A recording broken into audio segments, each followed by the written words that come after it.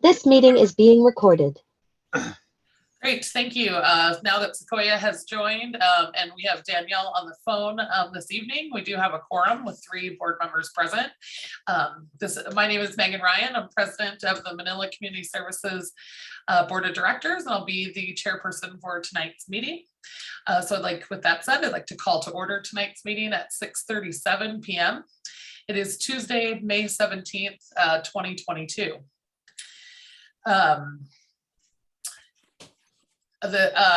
So we'll get started with the roll call vote to determine the quorum. Please state your name and say present for the board members. Sequoia Falk, present. Danielle Muniz, present. Megan Ryan, present. Thank you. With 3 of the 5 members here, we do have a quorum and we can proceed with the agenda. Next, we're going to move to approving the agenda. Are there any agenda modifications this evening? Based on, go ahead. I had asked that maybe you move the public input petitions and announcements up, but I don't know if there's any other community members that are coming on. Okay. And also that you might want to add future agenda items down at the bottom so the board can put down things that they might want to talk about in the future. Thank you. Thank you. We are not in a public comment time right now. However, I did hear you before the meeting regarding the public input, and as it is shown on the agenda this evening, it is at the end. So I would move that we adjust the agenda to put the public input at the top of the agenda ahead of the report items.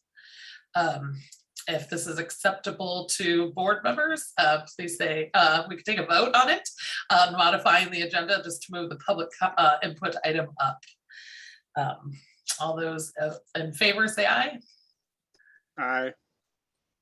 Aye. Although I see it at the top, but I will move or say aye. Okay.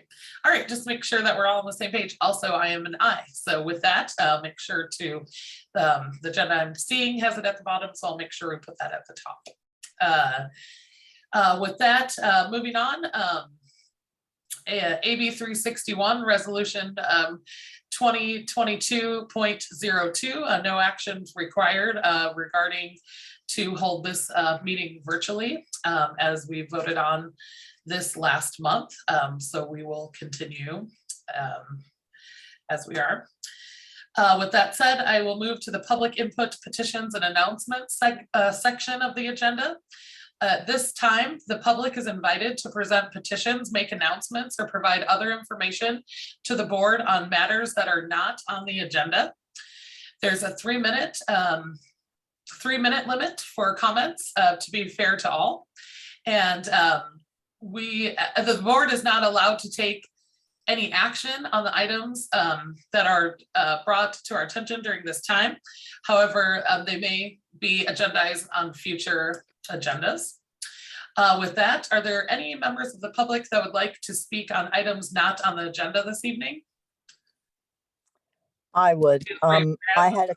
Thank you, Tendra. And I would like to see if there's anybody else that would also like to speak at this time on items that are not on the agenda.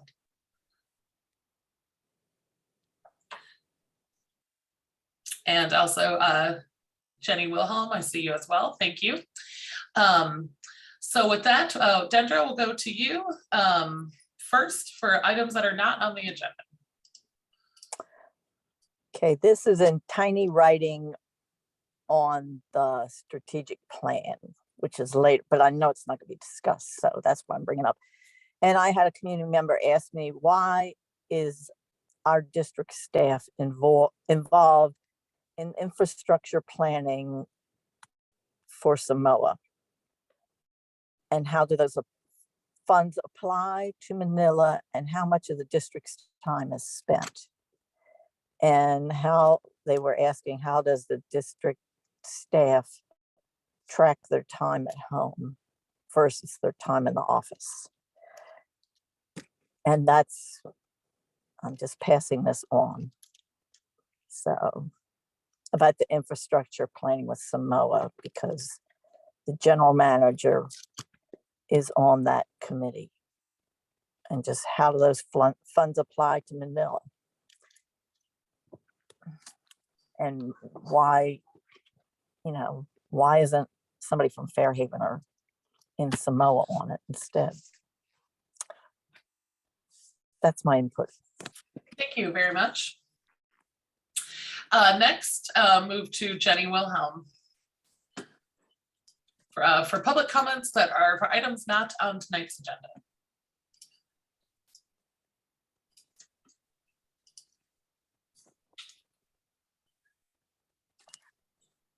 Can you hear us? Yeah. Hi, can you hear us? Yes. Okay, so it's Judy wants to share something. Me and Judy Cunningham are together. Okay. She wants to. Just an FYI to the neighborhood. Yesterday in my yard, I live right on the hill behind Jenny. We had a coyote in the yard. Now we've had 3 bears out here since we've lived here 50 years. We've had 3 bears in the yard and, lots of raccoons and foxes, etc. But I've never seen a coyote. And we are outdoorsmen here, Durwood and I, and we've had a taxidermy business for 40 plus years. So we know what a coyote looks like. And it was definitely a coyote. And it took off on the hill behind Jenny's house and went out towards Jenny's trail and was going north at the time. So if you have, cats and chickens, ducks, maybe you might want to keep an eye out because they're deadly on those animals. So I just want to put an FYI out there for everybody. Keep your eyes open. Okay, that's it. Great. Thank you very much, Judy. Thank Appreciate you. it. And the homeless, I just want to ask a question. The homeless issue thing is on the agenda, correct? Yes, that's correct.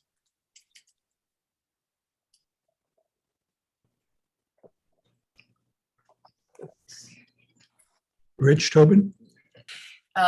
Yes, would you like to comment on item not on the agenda?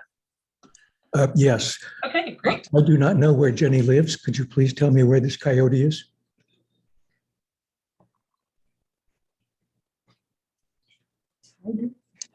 We live on the Peninsula Drive and Tide Street. We both live down Tide Street. We're up against the Dunes Forest. Thank you. If you know where the taxidermy shop was, that's Yes. where we are. Yes, that's where we are. That's where I saw the coyote, right in our front yard. Thank you. Yep.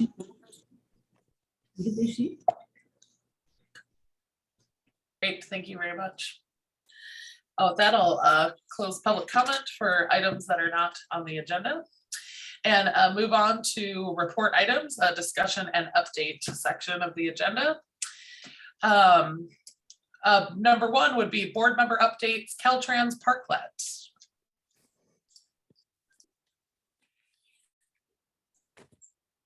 Dave wanted to do an update on that, but he is not here yet. And I sent him and John both an updated link for the meeting tonight. So maybe when he joins in, he can pick that up.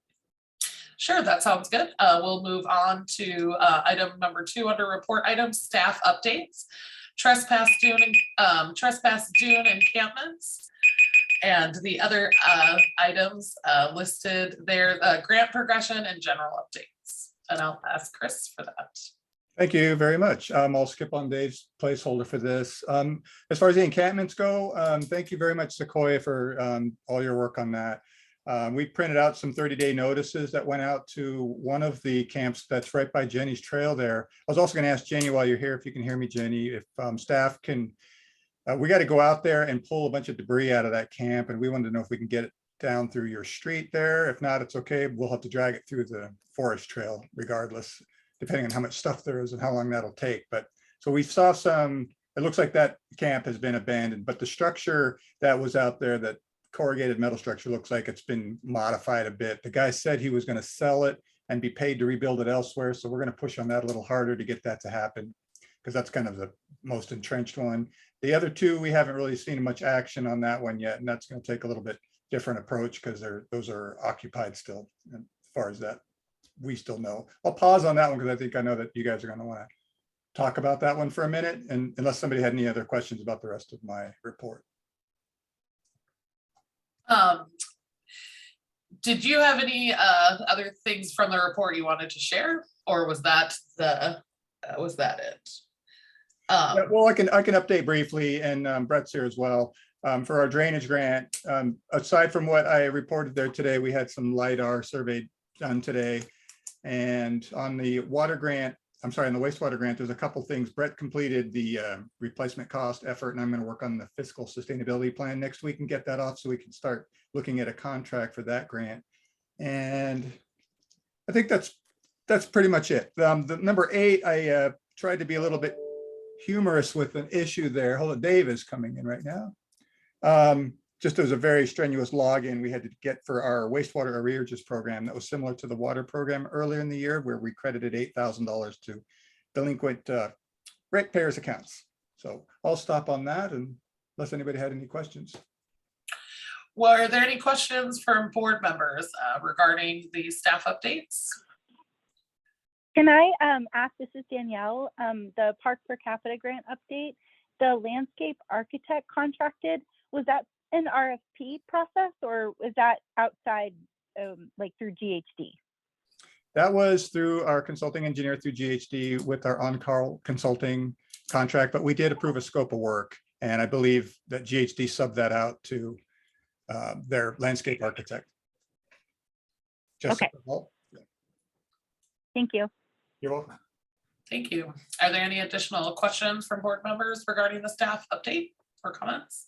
I was just going to add that, yeah, I visited the site by Jenny's Trail. I've visited it 3 times since the last meeting, and I haven't run into anyone there. I haven't seen any tents there, and all the garbage and stuff that's there has seemed to be in the same orientation. So that's what's led me to conclude that that site is abandoned. But I think it would be a good idea to get the stuff out of there and also maybe do some sort of, you know, like try and kind of get rid of the trail and stuff, because it's still a site where someone could easily camp as is, because they leveled off a spot. So I think if we went back there with some shovels and kind of tried to restore it a little bit, probably wouldn't take more than a couple hours to get it where it needs to be. But yep, that's all I wanted to add. Thank you very much. With that, I will open public comment on this item. And I see Jenny will help me. Have your hand raised for this, so go ahead. Okay, yeah, I mean, I had my hand raised for a bit once you said.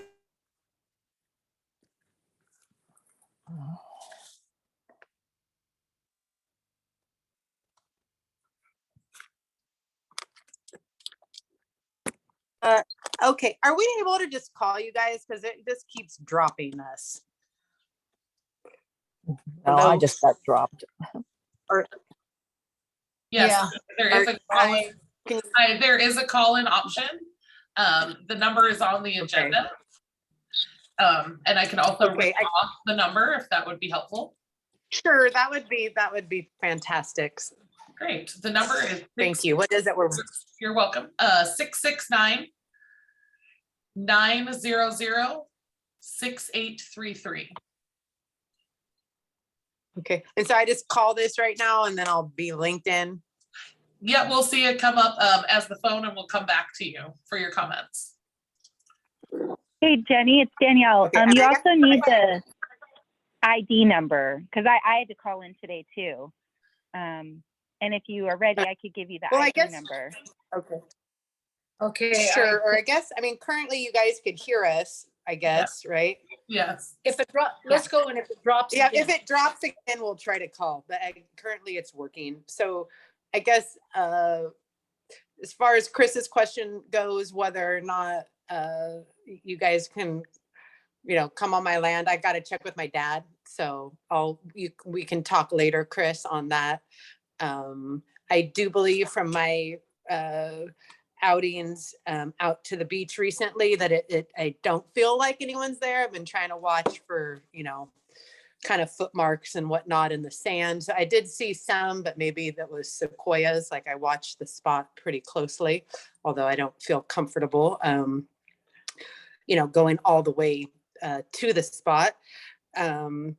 Let's see, I agree with sequoias. I'd like to hear some kind of idea of when that would happen, that, it needs to get made back to looking like its natural habitat.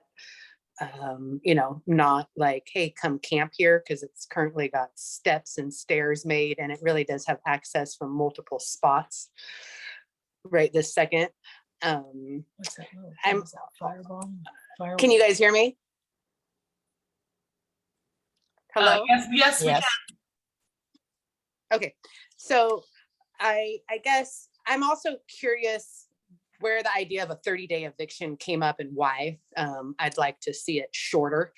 I can understand, I've got a big heart, but the reality is it's illegal to be camping there. And so it's like, I don't pay my rent, I get evicted. I don't pay my property taxes, my house gets foreclosed on. That's called life, and I think that, it's like tough titty, said the kitty when the milk went dry. You don't get to camp wherever the fuck you want and everybody feel unsafe. And there's a lot of people feeling unsafe, primarily females in the community, but I also know of males, and, we like to go enjoy that area. And now a whole community has moved in out there and their needs are above ours. No, I'm not down with that. Yeah. And I understand I'm not the kind of person that could go force them out myself, because it'd break my heart.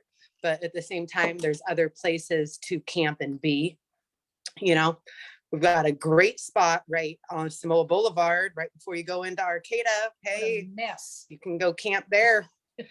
It's ugly as hell, but they've got it opened up. So go there, or go get a job. I don't know. So anyways, I'm not down for the 30-day eviction. How does that get made, and how does that actually get enforced? I guess those are my questions, and I don't know if Judy has anything to say on the matter. I'm down with everything you Okay, said. yeah, those are Plus those all the those are camps. my questions, and then plus Cami Larrapie had shared her email to the board with me, and I also and Judy wants to too. We both want to second and third our concern on the wildfires, and given all the people just mentioned, have homes and own land right up against the Dunes forest. And, that really, and we're about to hit a nice dry summer, it looks like. Imagine if we had a So, fire anyhow. out there today with this wind. So, I just feel like those are the things, we all have, I've got a big heart, but it's, I'm over feeling unsafe on my land. I'm done. So that's it. We're done. Thank you very much for your comments. Dendra, I see you have your hand raised. Yes, I agree with them, because in the past, there have been fires out on the dunes. I mean, big ones.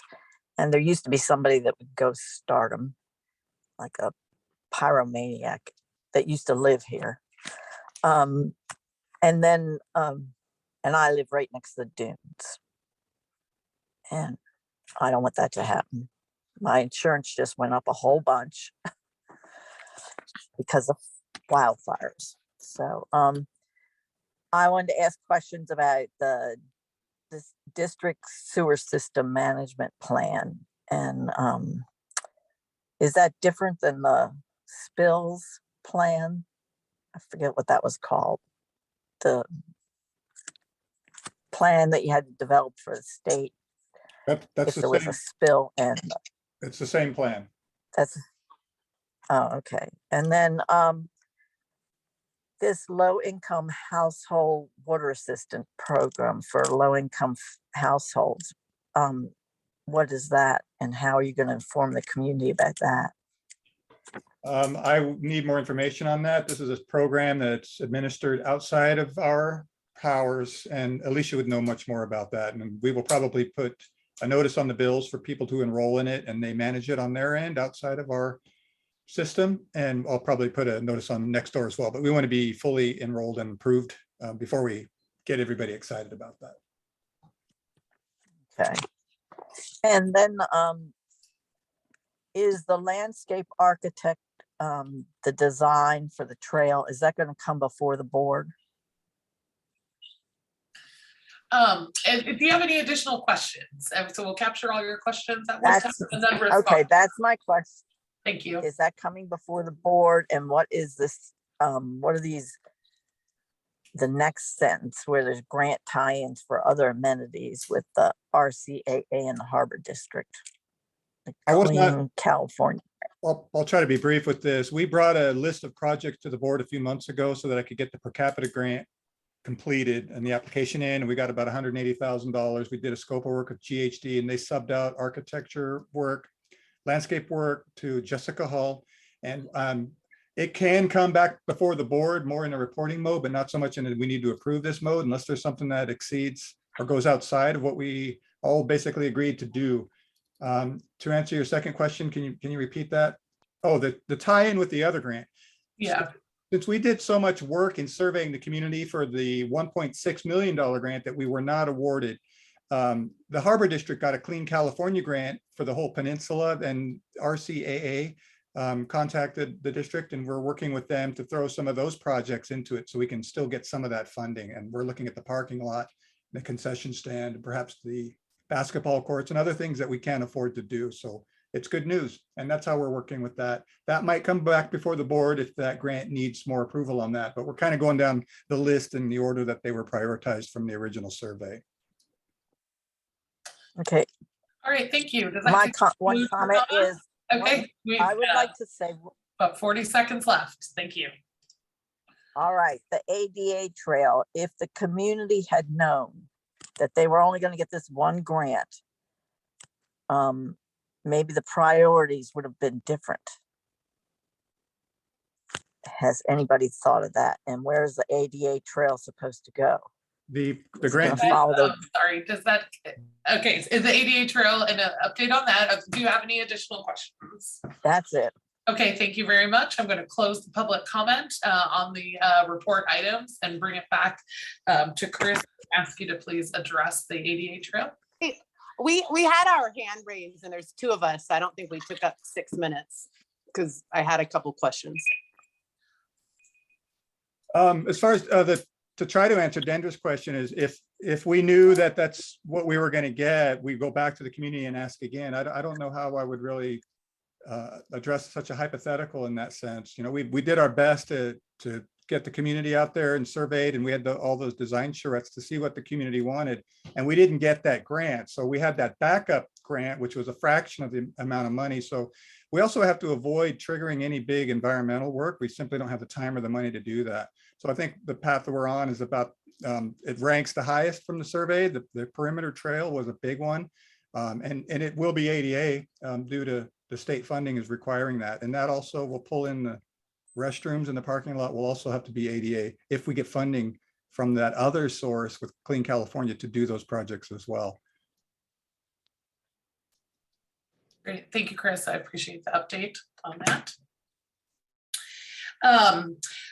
Comment regarding public comment. It is a public comment time where we receive concerns and questions from public members with a 3-minute time limit for each person for fairness. I am willing to open it back up. What I heard from Judy and Jenny previously is all their questions had been addressed. And so what I don't want to do is get in the habit of closing and opening and closing and opening. It's not intended to be a conversation, but I am willing to reopen it right now for an additional 3 minutes. For today, and hope that we have that understanding going forward.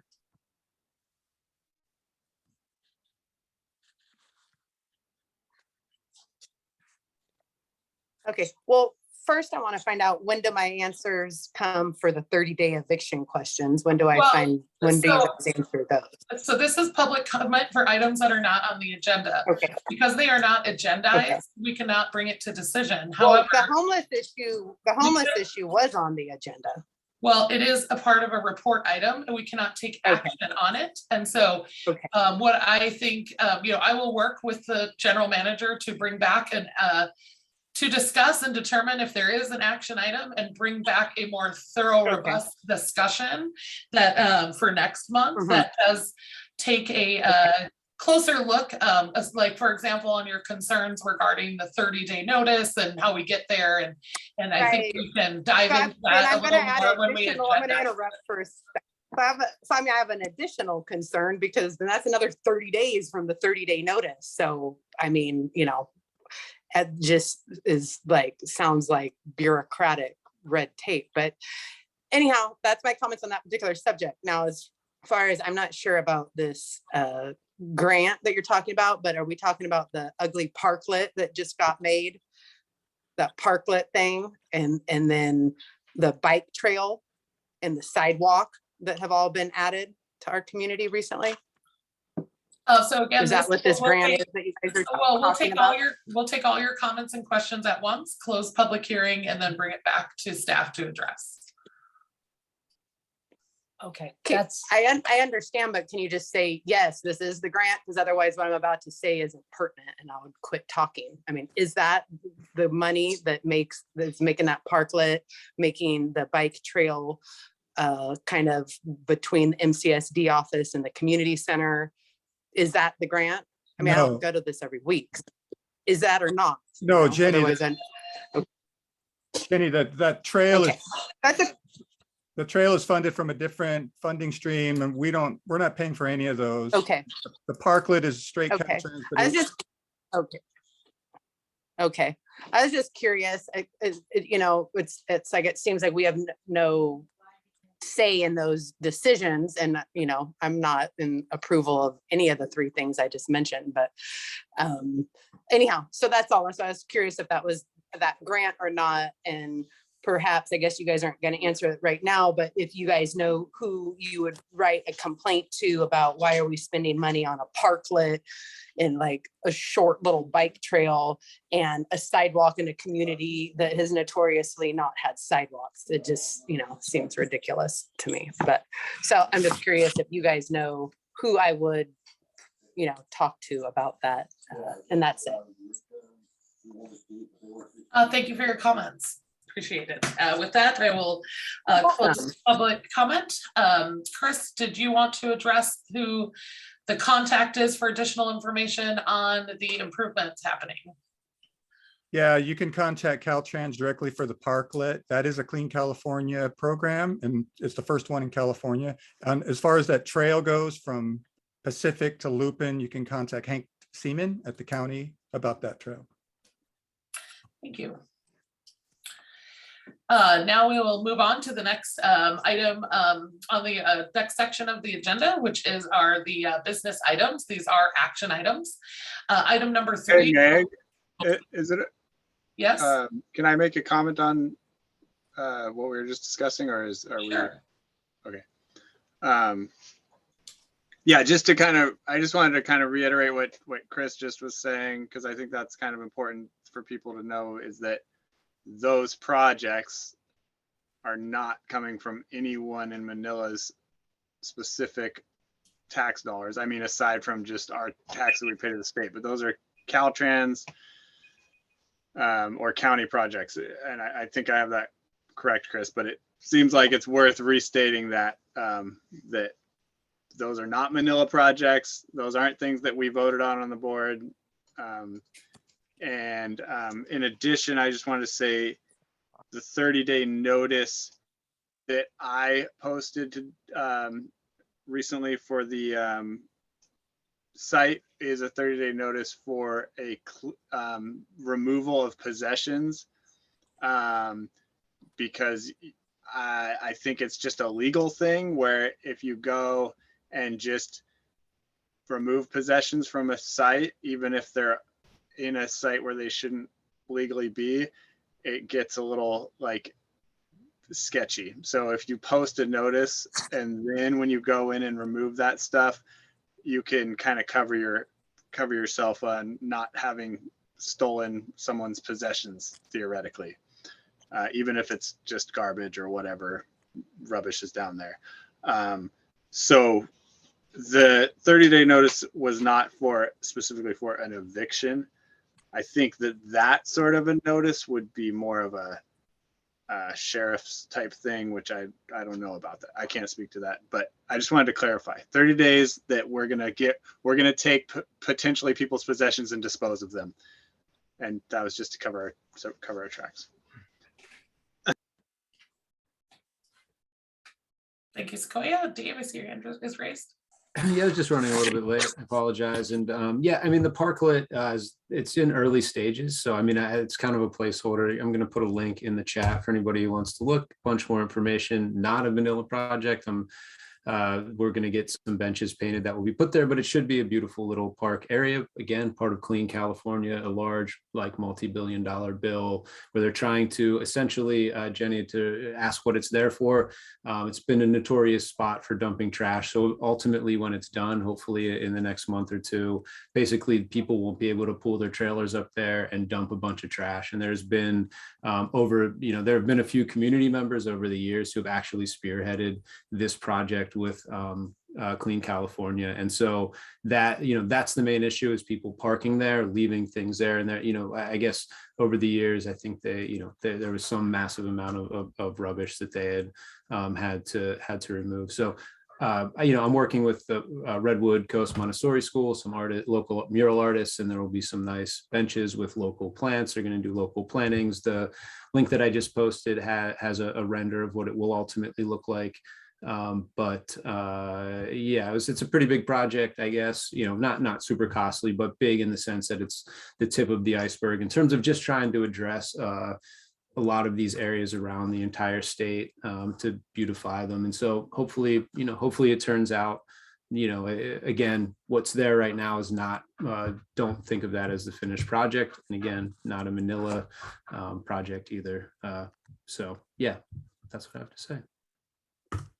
Thank you, Dave. I appreciate your update on the Parklet. Moving on to business action items. I'll go to item number 3, approval of water meter replacement program with radio meters. I'll go to Chris for a staff report.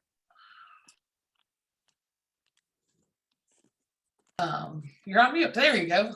Sorry about that. Yeah, this came up last month. I brought it to the board so we could get this rolling, and I'll back up a little bit. I brought this to the board about 12 years ago, and it didn't pan out at the time because we had 3 people reading meters, and it took, we could do the whole town in a few hours, if not a day or so at the most. But last month, some board members were wanting to see a little more of a payback and what it really costs, and some issues with how much do we pay for water versus how much we sell, with meters slowing down and old meters costing us money and those kind of things. So I did a little bit more math on that the other day.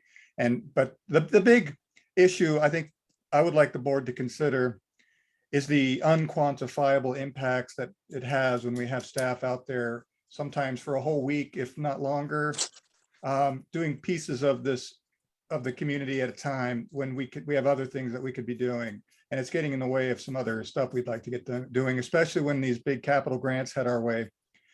So anyway, the long story short, if we were just going to go straight payback with slow meters, we're looking at about a 13-year payback, which is pretty unreasonable if we went with just that.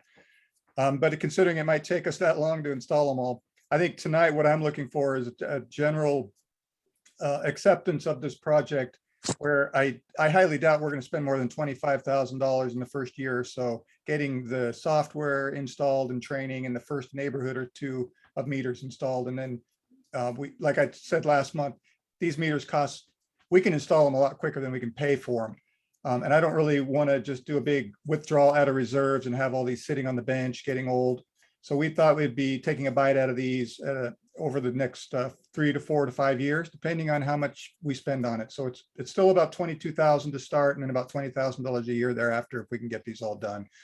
So it's really not going to pay for itself directly in staff time like that, but it's the information that I provided shows that a 6.5 or a 6-year-old meter loses about 6.5%. Our meters are much older than that, the majority of them.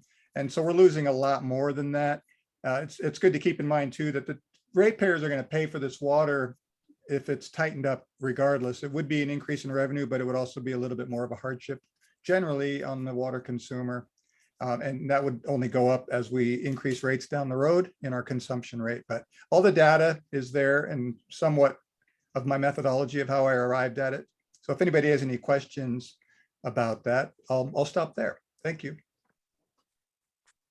Thank you, Chris. Do any members of the board have questions for Chris regarding the water meter replacement?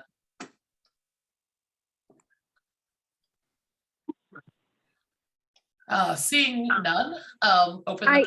Sorry. I was having a hard Okay. time. Oh, unmuting. sorry. I know you have a little delay, so go ahead, Danielle. Yeah, I'm sorry. Yeah, it's Danielle. So I guess I'm just wondering,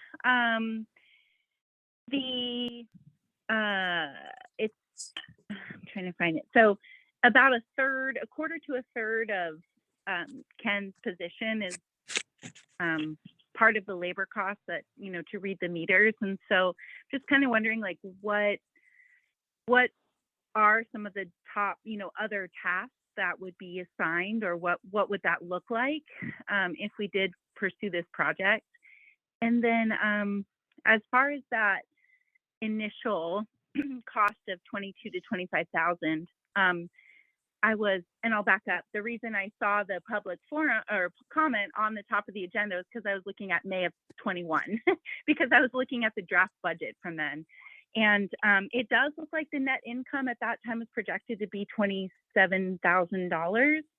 And so I'm just wondering if that is the, in the actuals, if that is actually kind of where we're ending up, and if that is what, how this would be paid for. And also, potentially preferring to maybe take a look at a draft budget before we incorporate, this basically $100,000 commitment.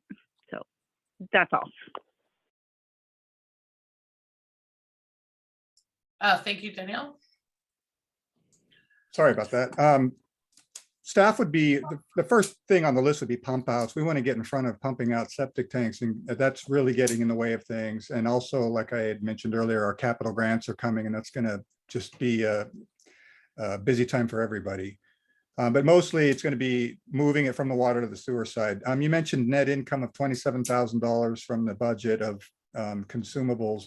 Well, our consumption rate for water, that's only going to go up if we tighten up the meters. But again, I don't consider replacing the meters as something to fix a revenue problem. I'm trying to have it fix a staffing issue that we just spend too much time walking around the town.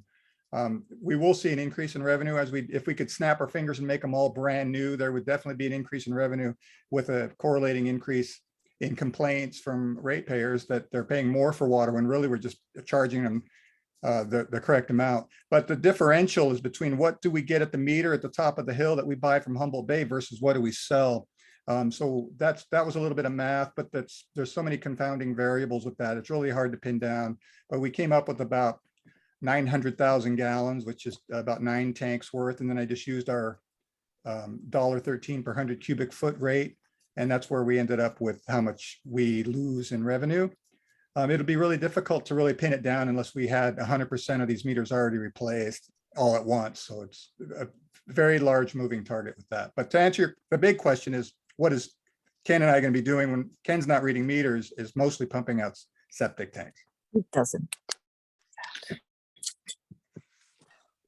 Thank you, Chris. Are there any other questions from board members? Sorry, I just, on that septic tank issue, I kind of missed, I guess I'm curious, like, is it the sort of thing where if Ken has more time to be doing other things, that could end up being a lot more preventative maintenance type stuff that ultimately leads to cost savings in other areas? Like, is he stretched just way too thin as it is? Or will it lead to a situation where there's, he's trying to find things to do and not working as efficiently, I guess? I know that's a subjective question, but. It's definitely preventative maintenance, but we're also pretty far behind on tanks, and we have been forever, really. And tanks are very subjective, and the variables are pretty wild there. I don't think there'll be a day when there's nothing for him to do, nothing for me to do either. We're about as lean as we can get.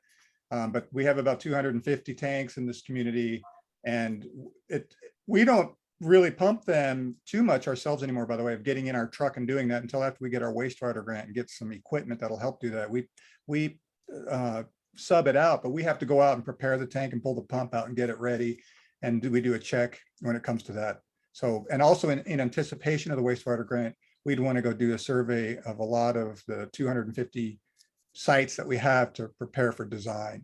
So there's a lot of things that reading meters is getting in the way of that. And that's just one of the big ones.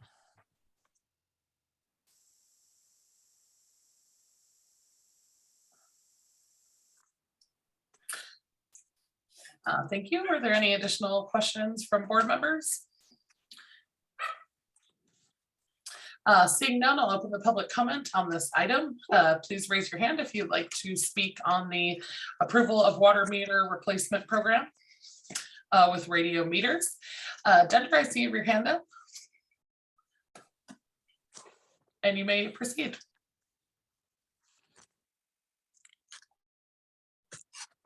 Who did you say?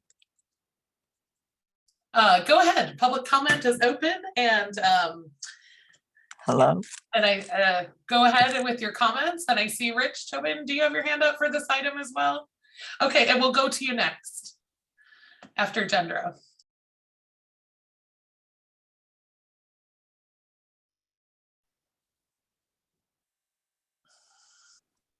Who's supposed to speak now? You're up, Dendra. Okay, because it keeps cutting out. So the last meeting I went through these numbers, and when the general manager says that it's going to cost to the labor to read the meters is $14,400 annually. That's only if somebody's getting paid $182,000 a year, because it's what I've been told repeatedly is it takes 2 days to read those meters.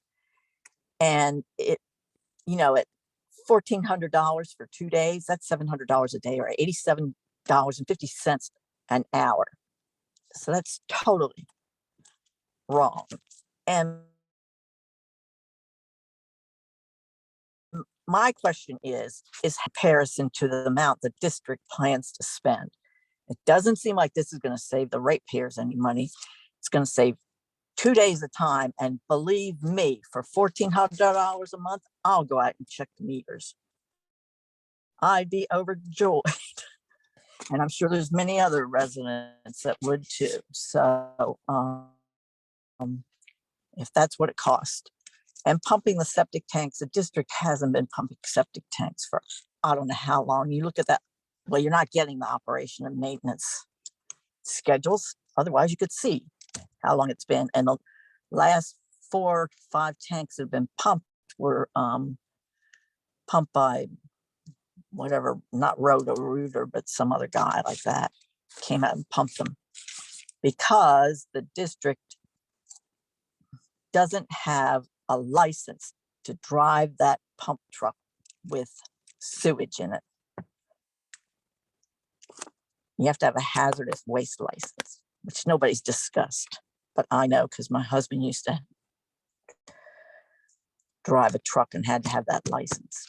He used to drive Steve's septic stuff up to somewhere north of here. So saying that, you know, the tanks are going to get pumped instead, there's lots of other stuff that needs done too. So 2 days a month versus 100, you know, you do the math. I mean, I was told earlier that I'm in the dark ages. I got so mad I hung up on the general manager today. It's not very kind to me when I was discussing this with him, but you know, it's like, come out of the dark ages and quit dragging your feet. So, you know,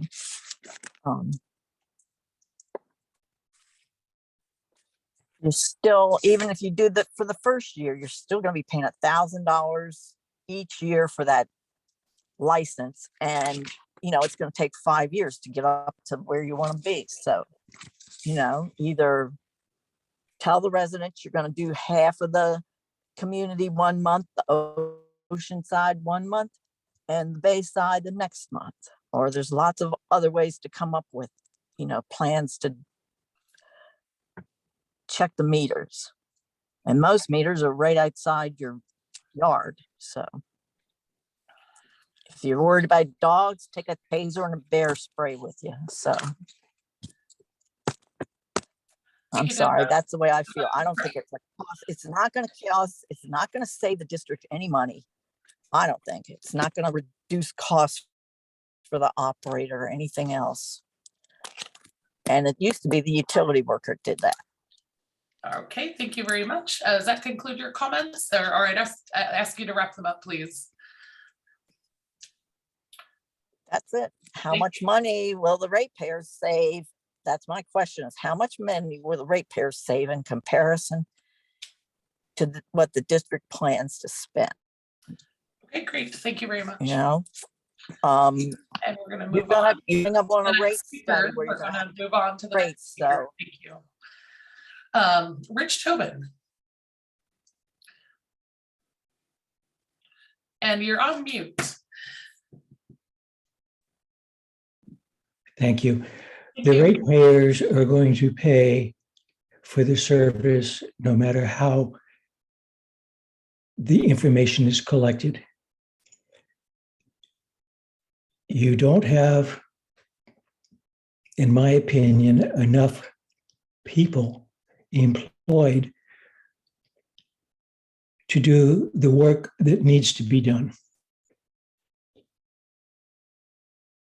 I would rather not have a person being paid benefits for the hours that he walks around. That doesn't come out right. I would rather have the money that the person who walks around and gets benefits for going toward work that we're getting behind on or work that we can't be done. It's going to cost more either way. But I don't believe, you've heard me. Thank you. Thank you, Mr. Tobin. Is there anybody else in the public? Oh, you're done, or you have something else? Yes. Correct. The tanks haven't been pumped very often, but when they do, the product is taken care of local here in the tank, and the proper fluid is pumped out. Therefore, we are not going to need to have a driver pay a driver to drive and dump water that can be processed here. Thank you. Thank you. I appreciate your comments. Are there any other members of the public who would like to speak on the water meter replacement program? Please raise your hand. Seeing none, I will close the public comment on this item and bring it back to the board for deliberation. I had that brought up an interesting point that Rich just mentioned. Would it be possible to just hire like some kid for minimum wage to walk around and read these pumps or these meters? Is there some sort of certification you need, or like, and I wonder what that would end up costing or whatever or whatnot. But it is a good point that to be paying someone, I'm hoping decently with benefits or whatever, to be doing something that does sound relatively, aside from the threat of dog attacks, not rocket science. I wonder what the alternative possibilities are for that. You mean as far as bringing on, say, an employee just for that specific task? Yeah. Yeah, I would think, you know, a person of legal age that would become an employee of a district is what I heard Sequoia saying. Yeah, my experience there is that people, you know, people are obviously your best resources and your most expensive and your most risky. I think, you know, the workman's comp is an issue that I'd like to avoid straight up. So bringing somebody on for just that wouldn't really be something I would recommend. And at some point down the road, as these meters need to be replaced anyway, you know, the bottoms blow out and all the other reasons I did say earlier, this person's going to encounter those as well. I believe Rich was in support of this project, believing that the people who do work here now, we are somewhat understaffed, would be better employed here doing other tasks. And for what it's worth, the momentum of other agencies is there. These are really common. It's a very common practice that everybody's migrating towards this so that they don't have to have some kid reading these meters and walking the whole town. But, you know, it's certainly not a terrible idea. It's just it's an additional person.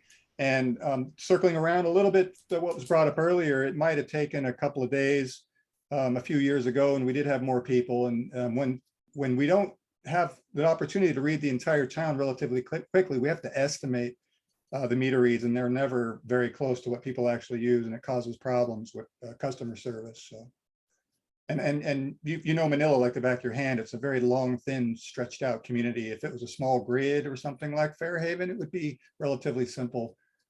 But that's not the case. It's a pretty involved deal. And when things go wrong elsewhere, we have to stop reading meters and deal with that other thing. And those start to compile and compound themselves.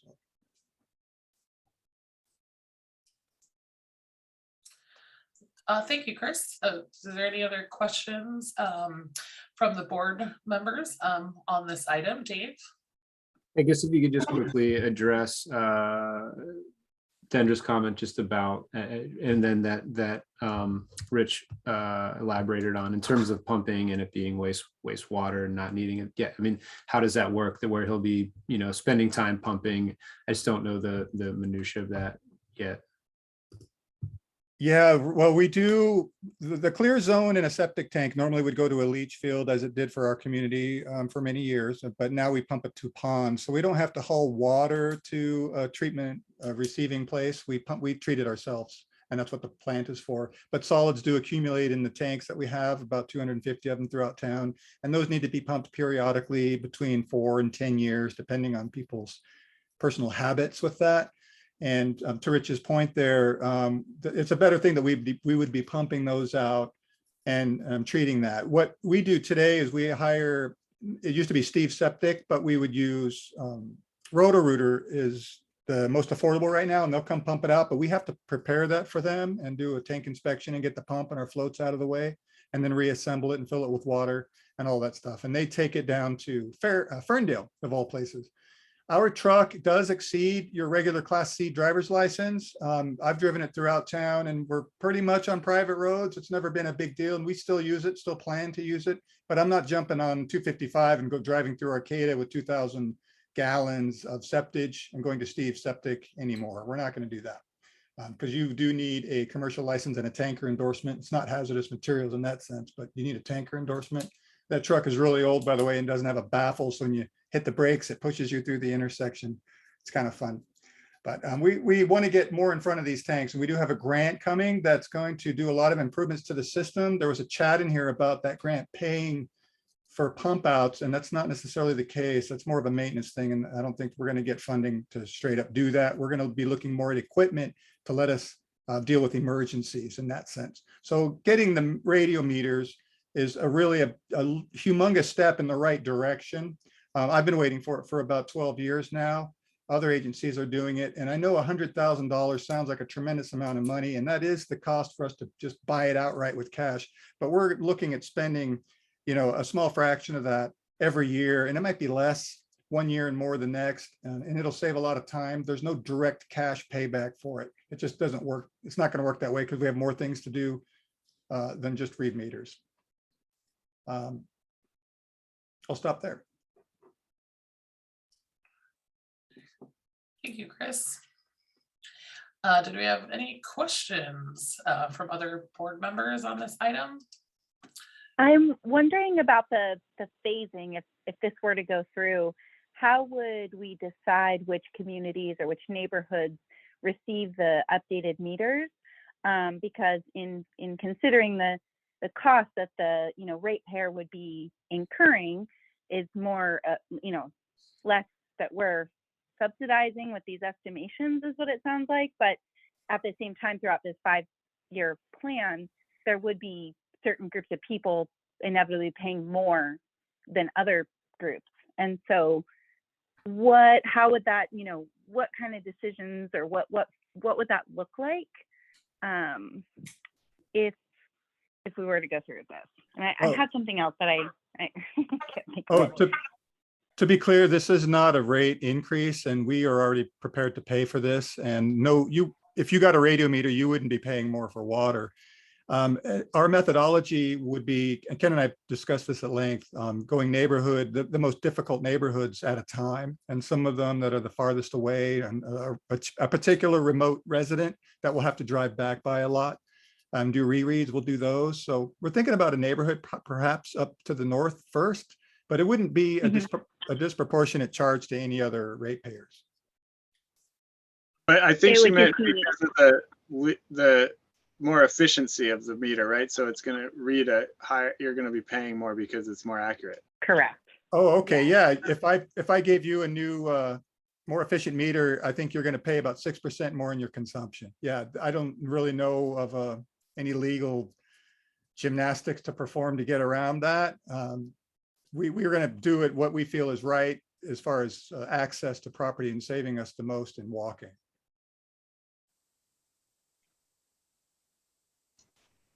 Yeah, that's an excellent point. That makes me wonder, that combined with what Dendra brought up about paying the fee for the software, if it would make more sense to, if we were going to do this, to do it all in one big sweep, like if it's possible, feasible to do it in one year or 2 years, because saying one certain ratepayers for not really any specific reason are going to have to pay 6% more per year for up to 5 years over others is definitely that could get a little messy. Well, I think the way to look at it is that the other people who have the old meters are actually getting somewhat of a break. They're not paying 6% more so much as that they're paying a more accurate reading of the real consumption rate, and everybody else, we're trying to get them caught up to it. That's how I would personally look at it, because we're not overcharging. We're trying to bring everybody up to par. I would love to be able to snap my fingers and have the entire community re-metered at once. It's not out of the question, but that grant fund hasn't, that grant opportunity hasn't raised its hand yet for us. And I haven't found that, because that would be ideal and it would eliminate that possibility altogether. That's why I wanted to have this come to the board in the 5-year plan that I did, because we might have to pay cash for it, and that's how we would implement it. Yeah.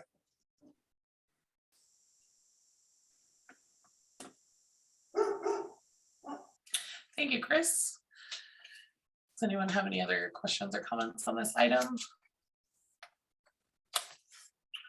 I'd maybe just love Go to ahead. see the grant explored a little bit further and what possibilities we have with that. And then maybe taking a look at the draft budget for next year before making any decisions. Although I do like the direction that this is going, but I feel like some of the concerns are worth thinking through a little bit more.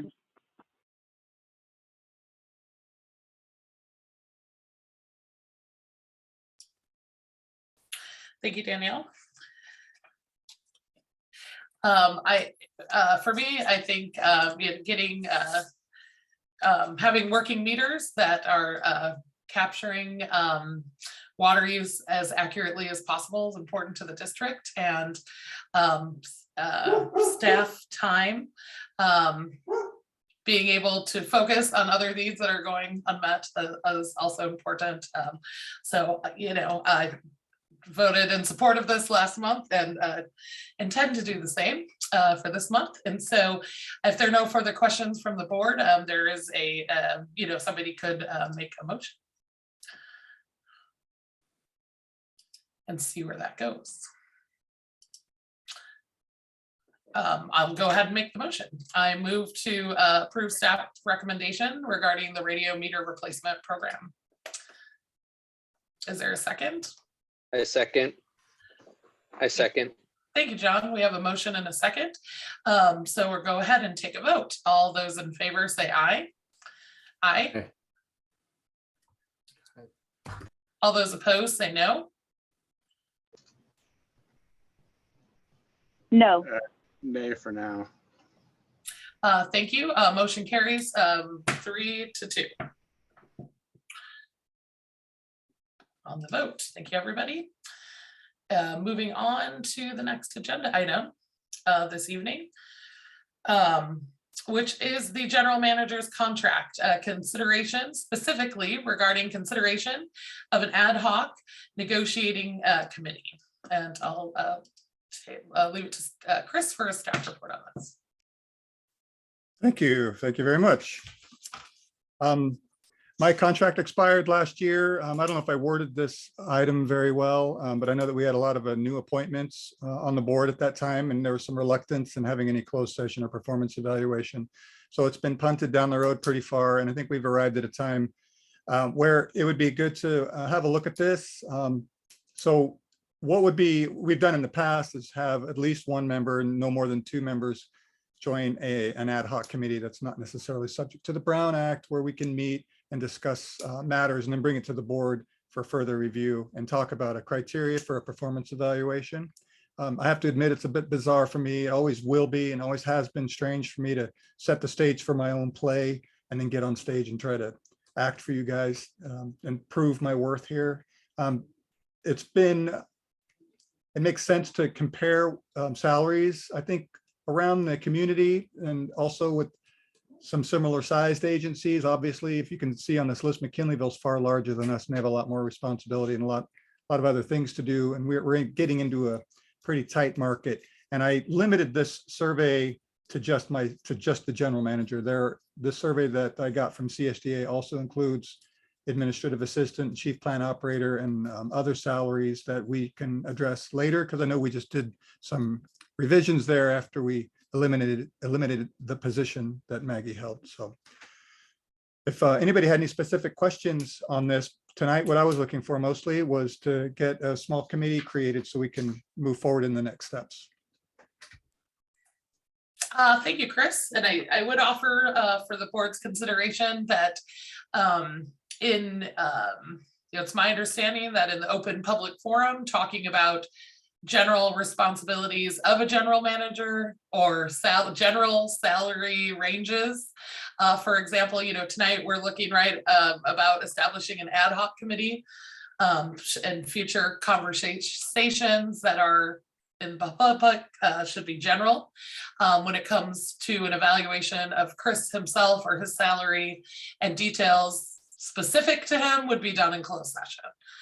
So I just want to make that distinction clear for whatever that's worth. Does anyone have any questions or comments regarding, or does anybody want to volunteer to be on an ad hoc negotiating committee? For those of us that maybe started around the same time last year, before we knew about Jan, I believe Jan and Danielle were going to take on this committee, so that in no way means, Danielle, you should do it now, but just for a frame of reference, that's what I recall when I first came on the board, and then Jan resigned, and subsequently we're picking it back up. That's exactly what I remember too. Okay, great.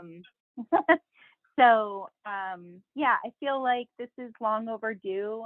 I've never actually met in a closed session in my term here, which has almost been 4 years. So I am willing to do that. I don't know, the time commitments or what that would look like or with who. I do know that whoever, if anyone else is willing or able to do it, the CSDA website has an on-demand webinar for general manager evaluations, and that might be, I believe if you just register, which we can through the district that it's a $0 cost to take that. And so I've signed up for that. I haven't, taken it yet, but in bringing this back around into my mind, I'm willing to sort of, sit on the committee or be a part of that. Great, thank you. I'm sort of curious, yeah, what, like, if there is an estimate of what kind of a commitment it would be to partake in something like this, or is it impossible to really guess? I would venture to guess just maybe a couple hours in a month. Would that be every month, like, or just for one, or just a one-time thing? Just guessing, maybe an hour one day and an hour another, and maybe a follow-up if we had to. I think it really depends on the efficiency of this committee and how well I can perhaps provide materials and present a plan moving forward. Okay, and then we would be basically good for another year or more. Just to speculate, if we did another contract, if you like me that much, we can do a 3-year contract. It's a matter of that it's taken quite a while just to get back into drafting another contract. So there's a lot of lead up to that. It would be really simple for me just to simply bring a draft contract to the board, like even next month or something, and we could literally vote on it that way. But I think it's pretty dated. And so I think we wanted to get in front of some of the other issues before we have an actual closed session where you guys can yell and scream at me and all those good things. So that's always fun. Yeah, I'd be willing to be on that committee as well. But if someone else is itching to do it, that's great. Yeah, I would nominate myself to work with Danielle on the committee if that's the direction of the board. Sure, that's great. Sounds good. I will, this is an action item, so if there's no further comments from the board members, I will open up the public comment on this item. Public, I see Dendra, you have your hand raised, and specifically regarding consideration of ad hoc committee. And then Rich, I see your hand and we'll go to you next. I have a question. The last before Chris's last contract was approved, there was an open meeting where constituents had to voice their approval or disapproval or opinions about his value. When does that occur in this? Before the ad hoc committee meets, or an ad hoc committee meeting to gather input before they make their recommendation? Did you have any other questions or comments? Depending on when, if they're going to do it before if they're going to do it before the general public gets here to make inputs, I'll make my inputs now. Okay, so yeah, typically, I would like to take all public comments at one time, whether that's questions, concerns, etc. To answer your question, I think that can be a part of what the ad hoc committee does, is brings forward the structure for providing comments to the district regarding his performance, and we can bring back an item on that specifically that will be agendized. So there wouldn't be a need, in my opinion, to provide that feedback this evening. Would I be able to comment when it comes back to you for a vote before you vote? Yes. Okay, because maybe I won't like, maybe I'll think the shortchange him of overpaying him. He's not overpaid, put it that way. But I want to make sure that public comments get included before a draft position is presented to the board for a vote. That's my request. Thank you. Thank you very much. Dendra, I see that you have your hand raised. Would you like to comment on the consideration of the establishing an ad hoc committee for the general manager contract?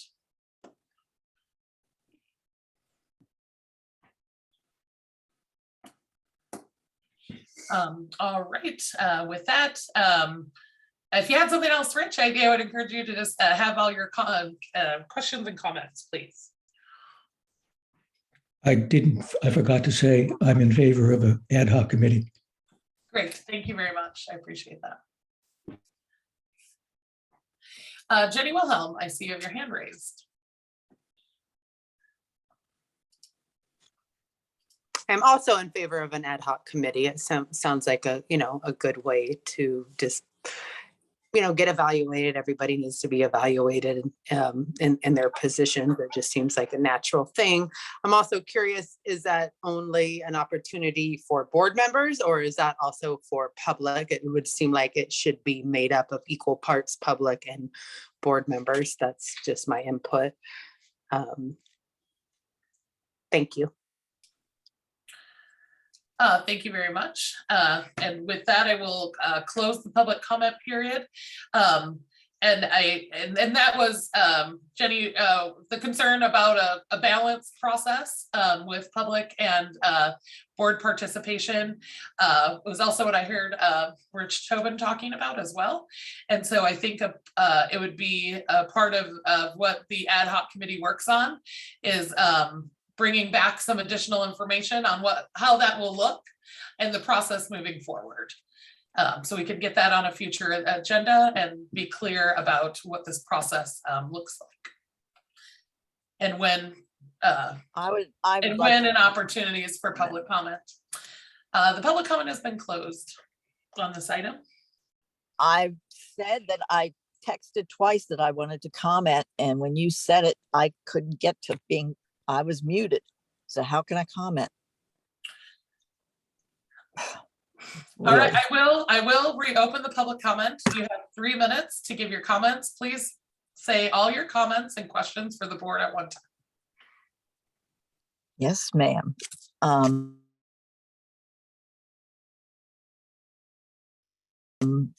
My comments are that two are in no way kind of comparable to our district. And that's understandable. All these cities, do recreation programs and stuff like that. So for salaries, and some of them do water treatment also, and fire departments. And if you're doing water treatment, you have to have special licenses for that. And many of them have double the number of customers. So that's a difficult comparison with that salary schedule. The other thing is that in 2015, two board members, I think it was John Woolley and Jan Bramlett, were on a subcommittee like this, and they went through and did questions, which the board then evaluated the general manager on. And they aligned that to his job description. It was very thorough. And so you may want to look at that. I think I sent it out. I had it delivered to some board members before, but and worked on that. And then the board looked at the evaluation and opened the form in open session. Then each board member put in their comments, and then that was compiled. And then, the board made recommendations on things to do or things not. And then the general manager went through and prioritized them, whether he thought it was a high priority or a low priority or medium priority. So that's one thing you may want to look at.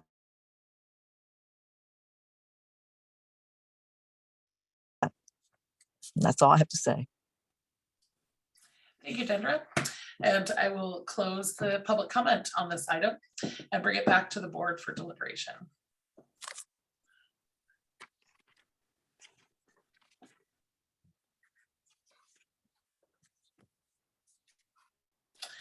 Or a motion. So the previous discussion we were having before public comment was regarding there seemed to be some interest in the board to form an ad hoc committee consisting of Danielle and I to help move this process forward. So I'd ask for discussion or a motion on that. I'd like to make a motion to approve an ad hoc committee consisting of Meg and Danielle, and make sure that there are, if I can add, just that there's specific language regarding public input in whatever the review process is. I'll second that motion. Great, thank you, David Sequoia. We have a motion and a second. And with that, all those in favor say aye. Aye. Hi. Aye. All those opposed say no. Motion carries 5-0. Thank you, everybody. And moving on to the consent calendar. The consent calendar contains items that are typically routine in nature and can be acted upon in one motion. Should there be no board or public concerns or questions on the items. So what I'll do is I'll read each consent calendar item off. If there are comments or questions related to the item, I'll ask the board or public to raise their hand and we can pull that for a public hearing. The first item on the consent calendar is item number 5, approved draft minutes from the regular meeting of April 19th, 2022.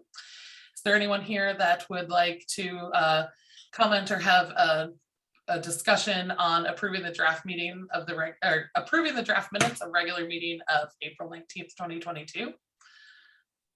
I do see 2 hands raised in the public, so we'll remove that from consent. And then monthly disbursements. Dendra put in the chat, she has a question about monthly disbursements. So I'll ask that if, I'm going to go back to the approval of the draft minutes from the April 19th, 2022 meeting and ask that if there's no comments or questions on that one, if anyone is putting their hands down specifically to item number 5.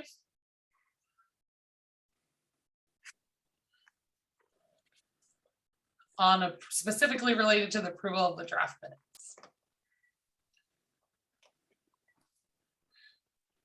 All right, I see hands raised, so we will leave the approval of the draft minutes on the consent agenda. And Dendra, we will also remove the monthly distribution items from the consent agenda. So with that, I'll go to approval of draft minutes from the regular meeting of April 19th. And Dendra, your hands raised on this item, so I'll go to you for public comment. Okay, can you hear me? Yes, and this is specifically on approval of the draft minutes from the Okay. April 19th meeting. Oh, I didn't, I had my hand on the monthly disbursements. Okay, thank you very much for the clarification. Is there anyone else here that wants to speak on the approval of the draft minutes from April 19th? Please raise your hand. Seeing no other hands raised on this item and Dendra confirmed she wants to speak on item 6, we'll ask for a board vote to approve the draft minutes of April 19th, 2022. All those in favor, please say aye. Aye. Aye. Aye. All those opposed, please say no. And any abstentions? Danielle, yes, Okay. I'll abstain since I was not at this meeting. Okay, thank you. So I think I'm not sure that I heard John take a vote on this item. So we can watch it back, but there is approval of the draft minutes, at least at 3 members of the board approved, 1 abstention. So I think we got where we needed to be on that. And we'll verify that John did not take a vote on that. And then, and so moving on to the monthly disbursements, I'll go to Chris for staff report. Dendra had a question on some item in this list, I presume? Sure, yes, we can go straight to public comment on this. I have no problem with that. And Dendra, I'll go to you for your questions or comments. Can you hear me? Yes, we can hear you. Okay, and if I don't use my full 3 minutes, then can I come back with a comment to the I would like, response? Please, all comments and questions during this time. Additional What if I have a comments, question about this? additional comments and Okay. questions outside of this could be sent to Chris directly, and we will work with you outside of the meeting. I talked to him about this today. Okay. I asked him what this Eureka Oxygen $966 was, and if that is for the kitchen at the community center, the hood over the stove, and then for all the schools, fire extinguishers, the district should not be paying that because the community does not use the kitchen. And if you're going to say the community does use the kitchen, then do a percentage.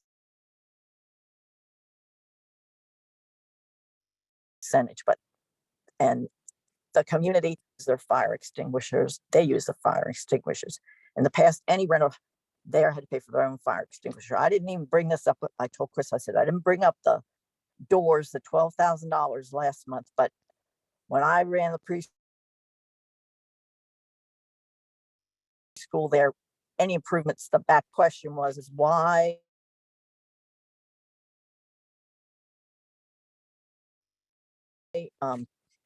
this quick one 4/11/22, there's an extra one that's $2,677. And then on 5/5, there's an extra one for $3,326. And I asked the general manager about that, and he said, well, somebody wanted to buy out their vacation time. They didn't want to use it. And I said, well, that has to come before the board for approval. And he said, well, it did once before. And I said, yeah, for Canada. It was a one-time thing. The board made that understood. And so he said, well, it's a policy. But the policy says 5.15, the board approves all monetary compensation for unused leave times except as provided in the personnel policy. And then 10.12 in the personnel policy says vacation leave accrual. Vacation time may be accumulated or postponed. The total accumulated vacation time shall not exceed twice vacation time will be made on termination. So these, I don't know who these were for, but that should have come to the board to be paid out before it was paid out. So, and was it paid on their new salary increase or their old salary when they earned it? Just asking. But this is not following financial policies, and you already have other problems with financial policies. So,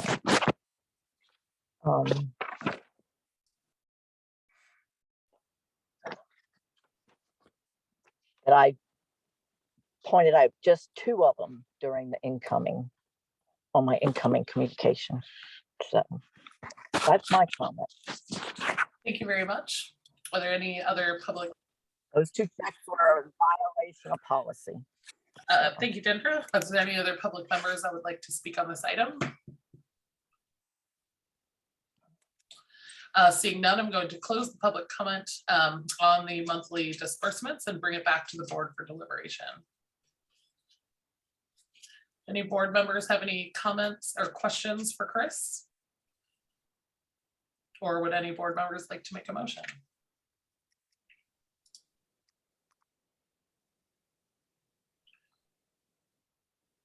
I'd like the motion to approve the monthly dispersions. Thank you. Do we have a motion in a second? Or is there a second? Who is that?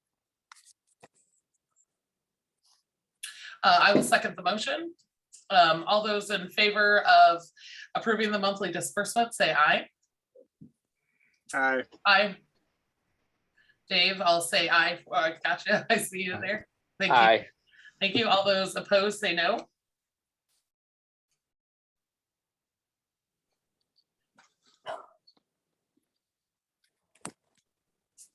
Was that a no from you, Danielle? Oh, I'm sorry. I forgot that it wasn't can I abstain from this one as well? Sure, no problem. And we have, and one abstention. So with that, motion carries 4-0, Can't one abstain. abstention. And moving on the agenda, I would like to acknowledge that we did receive communication, a letter from Dendra regarding the audit committee this month, and we also received another letter regarding the homeless encampment. So I'd like to acknowledge that we did receive those communications, and thank you to Chris for helping coordinate getting those to us. With that, I think we've reached the end of the agenda. Is there any additional comments, questions from board members for Chris before we adjourn?